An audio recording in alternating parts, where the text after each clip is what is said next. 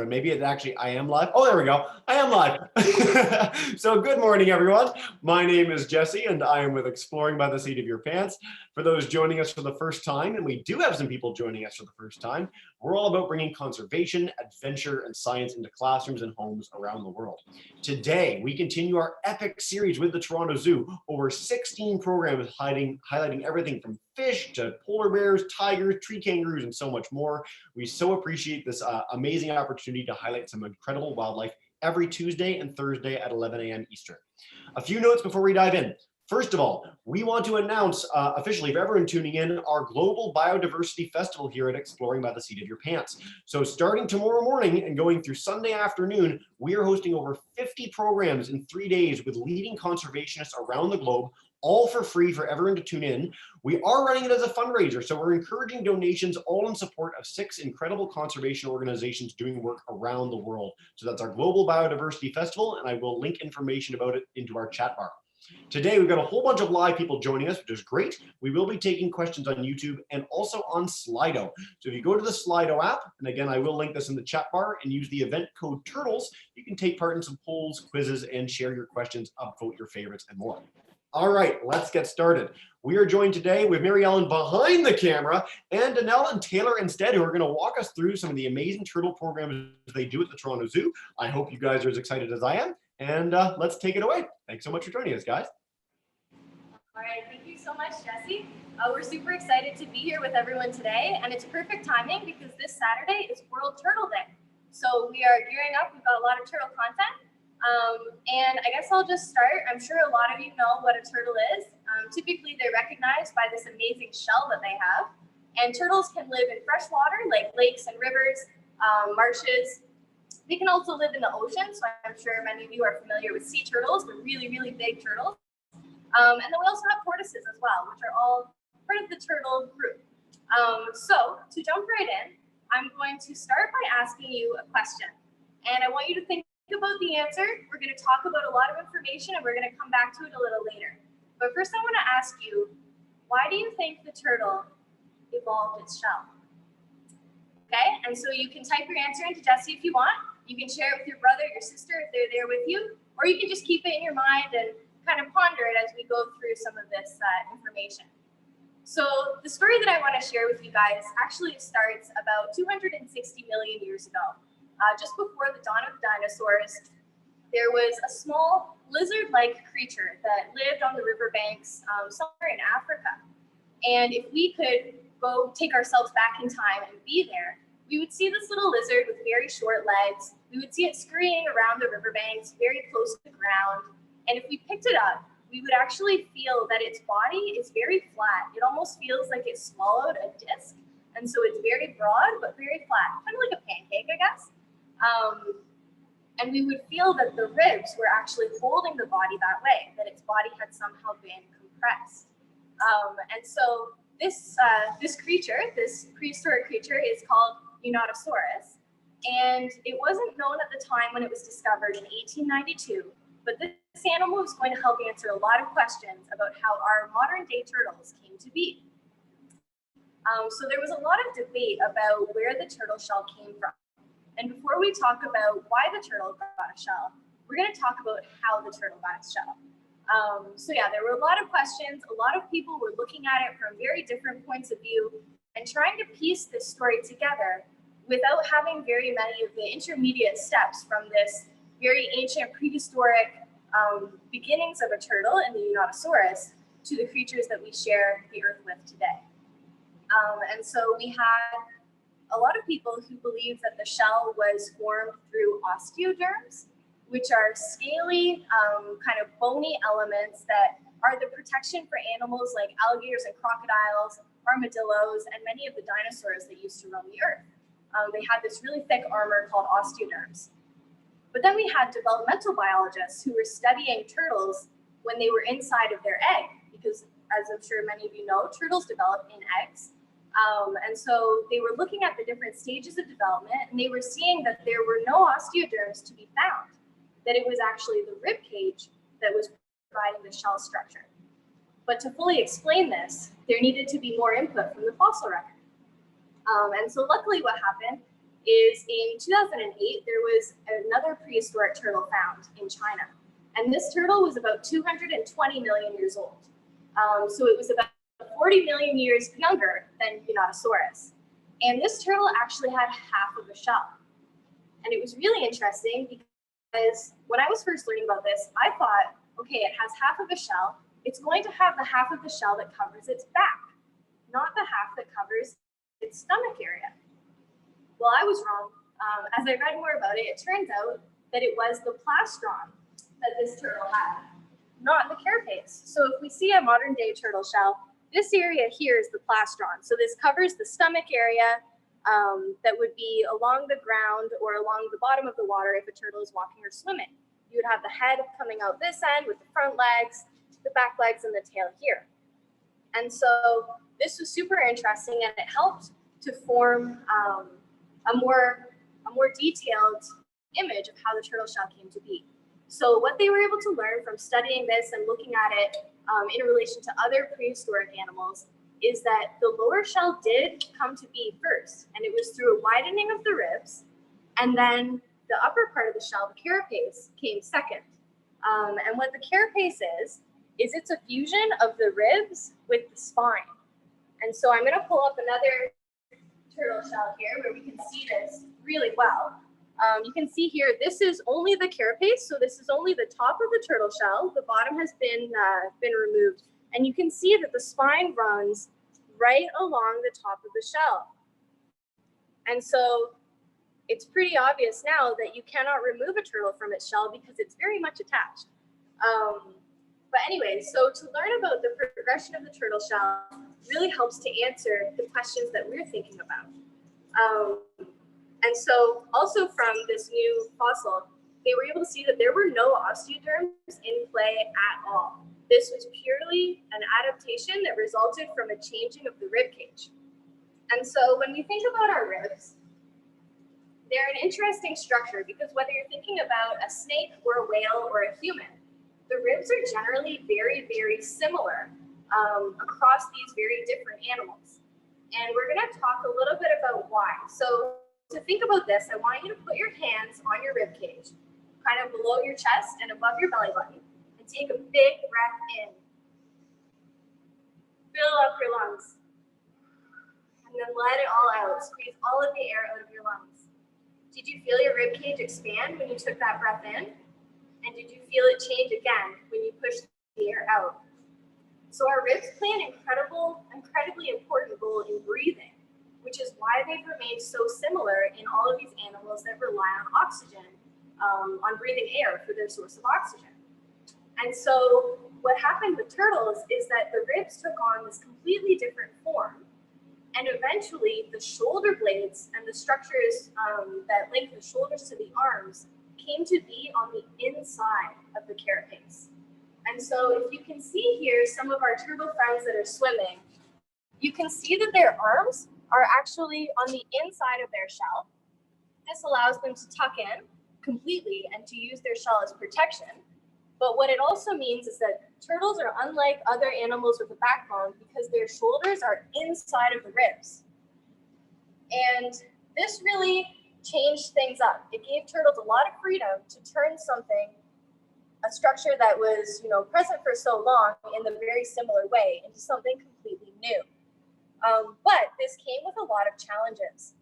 So we've already talked about how important the ribs are for breathing, so that's obviously pretty important. Something else that's important for animals like Unatosaurus, the one that we first started talking about today, he was lizard-like. And if you've ever seen a lizard scurrying around on the ground, you know that for them to move, it takes a lot of their whole body, really.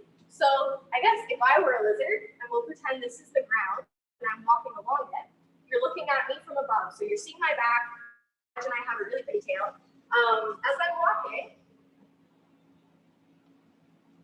you're seeing my whole trunk section move. But when turtles became animals with shells, that became really difficult. And so we often associate turtles with this really slow manner and slow way of moving.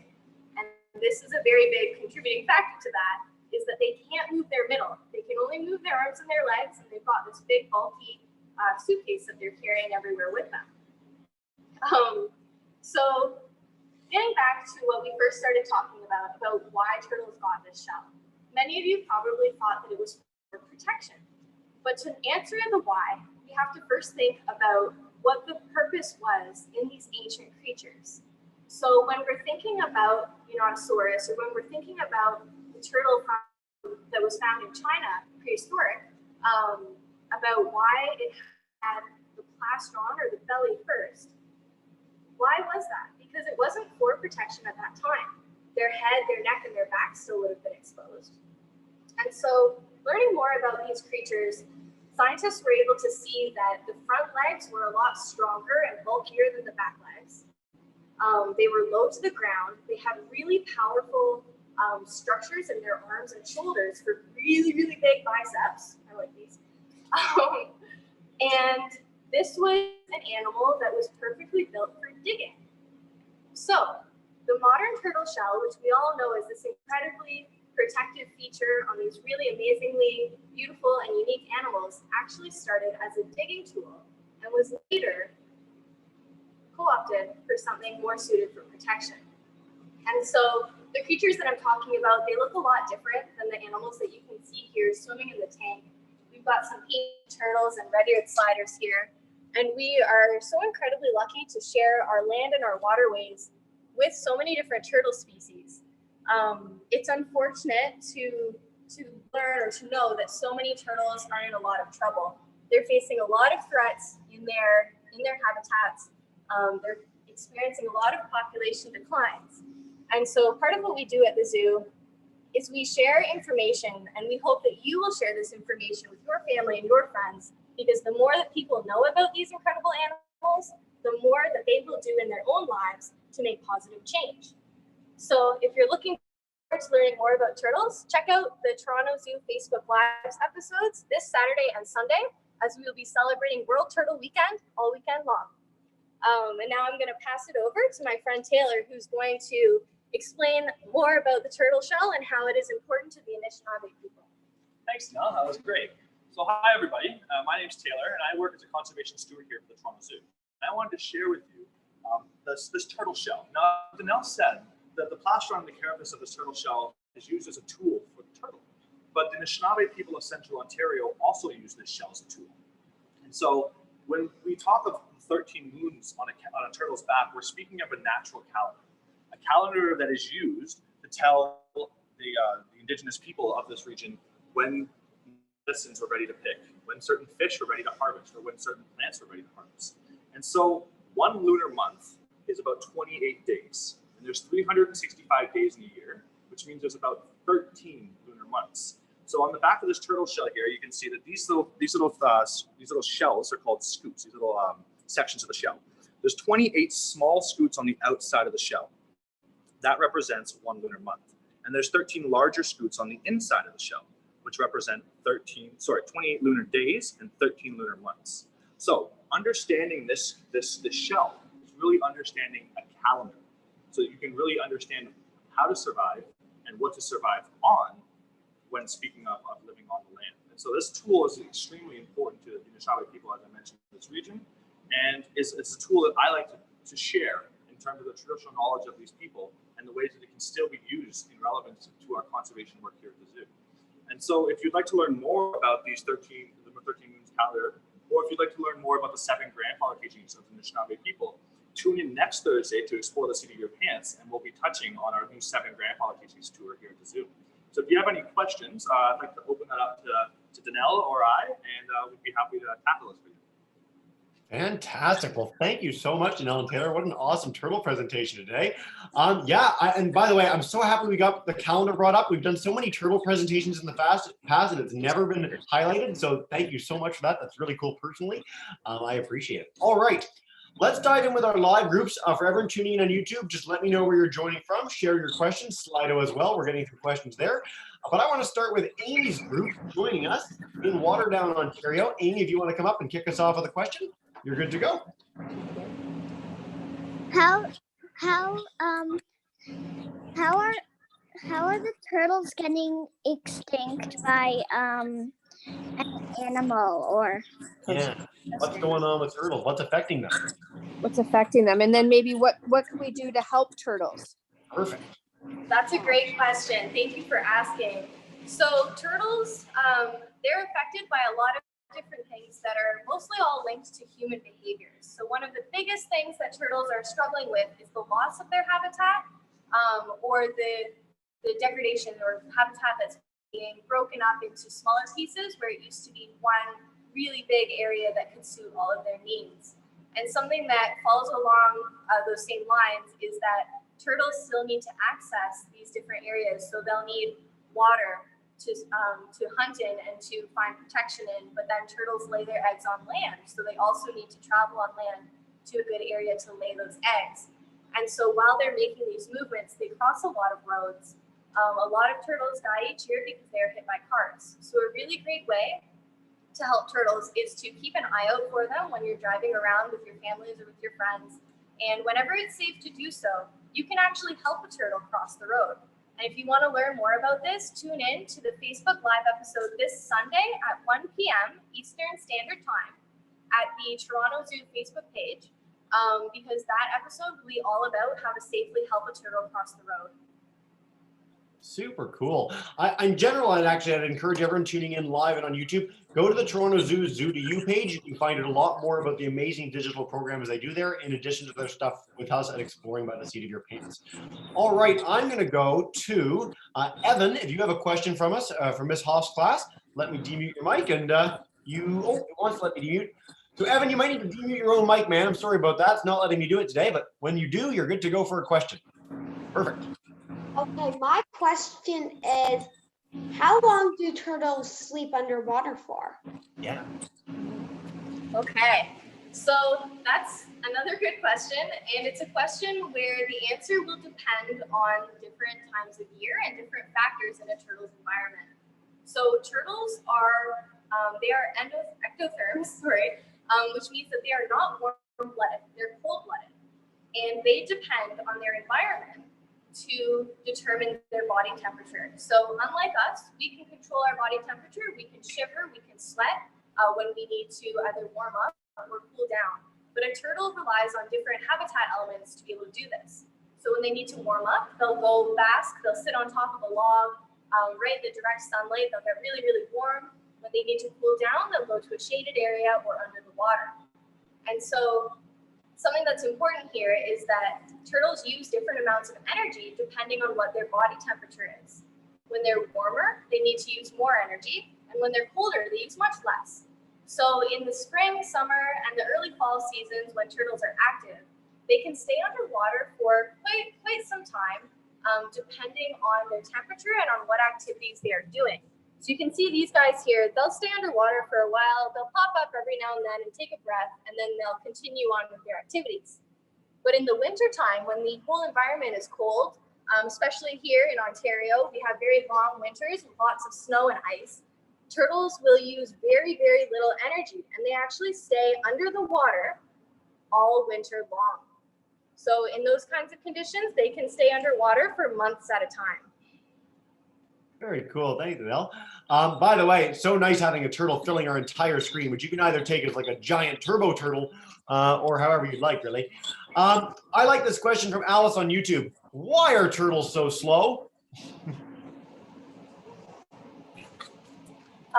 Okay, so like we were talking about in our video here, turtles, they can only move very few parts of their body compared to a lot of other animals. They can move their legs, they can move their head and their tail, but they can't move their middle. They don't have any spinal movement because it's completely attached to their shell. And so this makes them pretty limited. The shell is also pretty big. We know because the shell is an adaptation of the ribs that most of the shell is made of bone. And inside of the shell are all of the vital organs for the turtle, which are mostly similar to us, mostly made of water. And so this is a lot of weight for a turtle to carry around on legs that are both meant for swimming and for walking. So I think all of these things come together and they lead to turtles being a little slower. But I have to say, after studying turtles for several years now, they're a lot faster than we give them credit for. I like how the ultimate end of that question is they're lightning quick when you don't expect it. That's awesome. Thanks, Adele. All right. I shout out to Genevieve who won our quiz on Slido today, and Oshawa. She's been involved in every single one of our zoo programs with Juliet as well. So that's fantastic to have you ladies in again. Genevieve had a question. Do turtles and tortoises have the same shell? Same kind of shell? Can you explain a little about that? They have very similar shells, and actually all of tortoises are turtles, but not all turtles are tortoises. So it's a little bit of a funky thing to wrap your head around at first, but they are very similar animals. The shell can be a little different. Like typically for turtles, they're more aquatic than tortoises are, so their shells are better suited to life in the water. So they're more streamlined. They're not quite as high dome. Often tortoises have this really high dome to them, which wouldn't really benefit them for life in the water. And so we see small differences in the way that they are shaped, but the fundamentals are the same. They're mostly made of bone. You can see it on this shell here. There's all these bony elements, and that's the bulk of the thickness of the shell. The top is where we have the patterned part. So this is a Blanding's turtle, which you can find here in Ontario. You can see it's mostly dark with some speckling, but you can see too, some of these pieces, these scutes have fallen off, and you can see the bone right below. The pieces that contain the color pigments, they're made of keratin. So they're very similar to our fingernails in their protein structure. But yeah, basically they have very similar shells, but the way that their shells are shaped allows them to function in different ways. Super cool. Thank you so much. All right, we're going to go to Kieran in Ms. Hoff's class. If you have a question, Kieran, you just demute your own mic and come on up. Yeah, I do have a question. I have a question. So I have a creek in my backyard. Would a turtle live in it? A creek in your backyard? Yeah, I have a creek. I live on my hill, and then I have a creek. It's possible to find turtles there for sure. It might not be the turtle's whole environment, but it's likely that if it's connected to other waterways, like lakes or larger bodies like marshes and bogs that have water in them and that are a little deeper, it's likely that turtles from those areas would pass through the creek on their way to other areas, whether they're looking for food or mates or somewhere to lay their eggs. Turtles often travel along waterways. Yep, fantastic. And in general, whether you're in the general Toronto area, across Canada, across the US, you can look for turtles and of course treat them with respect when you do find them. But in a lot of waterways, the other day we had a Friends of the Rouge watershed in the eastern edge of Toronto near the Toronto Zoo where we saw several turtles together, which was really exciting. So just check that out, find them near you, and share those sort of pictures on things like iNaturalist, which is a fantastic app for highlighting local wildlife. All right, Caitlin on YouTube has a question. What is the oldest turtle in the world? The oldest turtle in the world? Well, I guess there's a few ways to think about this question. So something that we know about turtles that exist with us today is that they do live for a very long period of time. The snapping turtle, for example, which we have here in Ontario, can live upwards and beyond 100 years old. It's also thought that sea turtles can live to be older than this. Something that's difficult with turtles, because they live so long, is that it's hard to actually know exactly what the norm is for an animal like this that is hard to track for that period of time. So they can live for a super long time. Something that is really interesting about turtles is that they will reproduce throughout their entire lives. They don't stop like other animals do.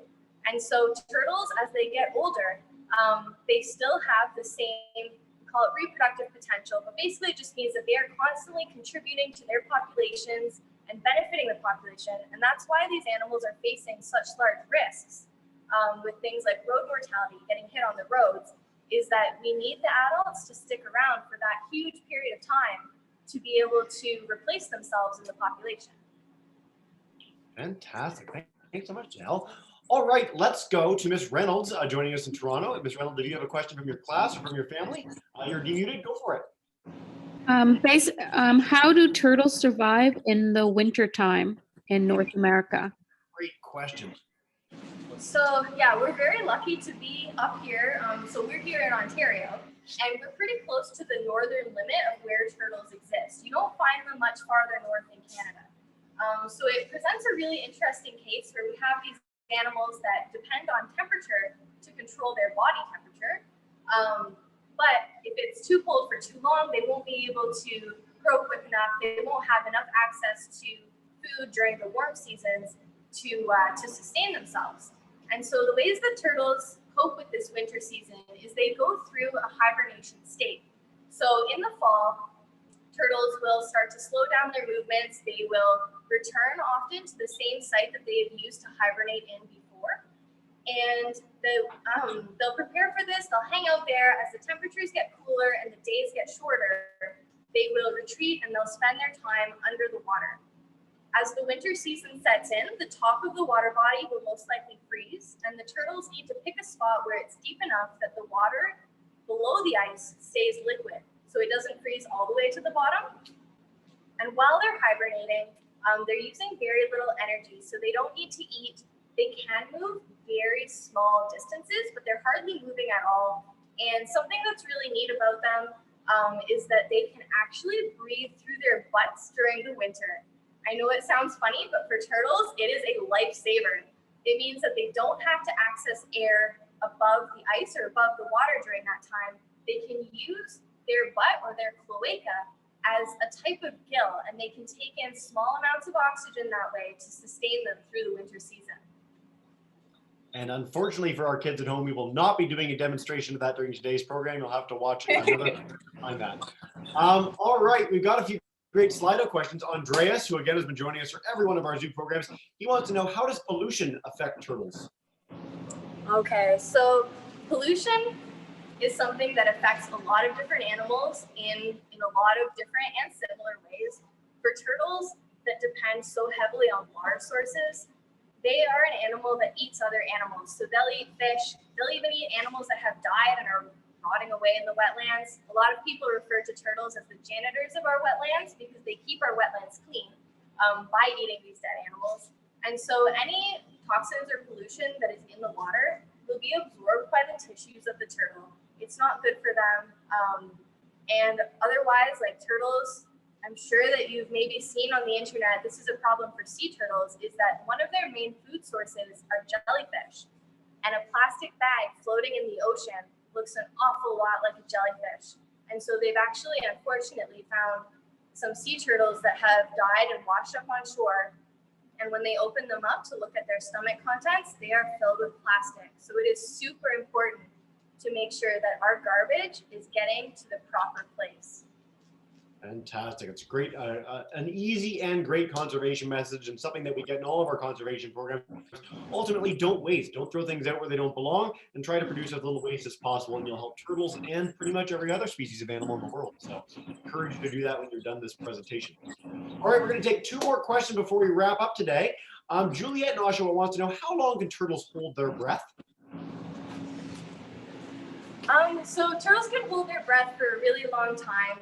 They can take a breath during the summertime at the surface of the water, and if they go down and stay still, so they're not using much oxygen, they can stay down there for a long time. This enables them to hunt really well because they can really hide by staying still.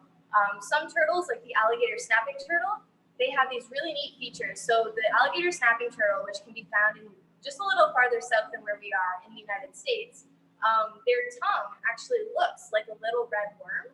So they'll take a breath of air at the surface, they'll go down below, they'll wiggle their tongue around, so it looks like a worm. It's brightly colored, it's kind of like a reddish pink color, the rest of their body is all black, so it blends in with the muck at the bottom. And then because they can hold their breath and stay still for so long, fish come up to them, the fish tries to eat their tongue, and then the turtle has its meal. Very cool. All right. And for those of us who can't make it to a place with alligator snapping turtles, maybe not quite as big or quite as cool, but you can check out normal snapping turtles down the Humber, Don Valley, a lot of the rivers here in the Toronto area, which is really cool. All right, Genevieve wants to know, does having a different design on a turtle's back mean it's a different type of species? That's often true. A lot of the different turtle species can be told apart by how they look. So many turtles have patterns on their shell that's a colored pattern. So you can actually look up here and see the 8 different turtle species that we have in Ontario. And something that is really cool, and we're super lucky, is that they all look so different. So you can see some of them, like the spotted turtle, they have these really distinct spots. The soft shell or the wood turtle, they all look very, very different. And so these are great cues to use when trying to ID your different turtle species. And if you're interested in learning more about the turtle species that we have in Ontario, you can check out the Adopt a Pond app. So if you go to your app store, whether it's the Apple App Store or Google Play, wherever you normally download your apps, check out Adopt a Pond. Our app will come up. It's free to download. This is what it looks like. Hopefully you guys can see this here. So this is the main page, and this app has a few really great features. So one of them is that it has identification guides. If you click that, you'll see all the different turtles that we have in Ontario, and you can choose any one and see information about that turtle. What you can also do is submit a sighting. So as you're out in nature, whether it's around Toronto or wherever you might be living, or at the cottage, in natural parks or spaces, you can keep track of the turtles that you see. You submit them, they'll come, and we will look at all of the observations and usually send in a picture so that we can confirm the species. And what this really helps scientists to do is to keep track of where these animals are living. And we can use this information to get a good idea of what threats they might be facing and how we can help them to deal with those threats. So again, it's the Adopt a Pond app, and I hope to see a lot of submissions from you guys very soon.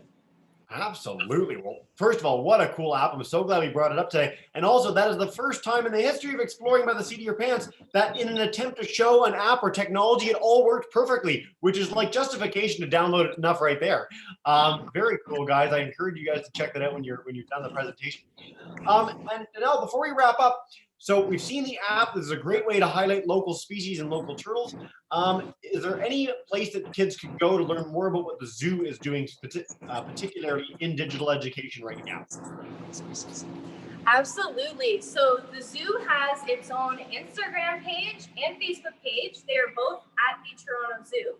So you can visit those. You can visit the torontozoo.com. torontozoo.com. And there's lots of resources there. If you go to the Endangered Species tab, you will see lots of resources. We have identification guides, we have posters, we have CDs, lots of different things. So yeah, visit the Toronto Zoo pages and you'll find tons of information about the species that we have here in Ontario. Outstanding. Well, thank you so much for a wonderful presentation. A quick note before we wrap up too, I mentioned this at the beginning, but I wanted to highlight again, our Global Biodiversity Festival begins tomorrow here at Exploring by the Seat of Your Pants. So if you want to learn more about turtles or any other species you're fascinated in and help contribute to some amazing conservation organizations, I encourage you to do that. globalbiofest.com and check it out to learn even more. All right, for our zoo team, what we do at the end of every broadcast is I'm going to demute the microphones of all our live groups joining us. And so boys and girls, teachers and families, if you guys can get ready to join me in saying a huge thank you to our zoo team for joining us today. You are all now demuted. Go for it. Thank you so much. Thanks, Danelle. Thank you. Thanks, Thank you. Thank you. Thank you so much for joining us, everyone, online, in person. We really appreciate it as we continue to highlight some really cool programs. To our Toronto Zoo team, thanks again so much for joining us, and we'll see you again soon. Thank you. Bye, everyone. See you soon.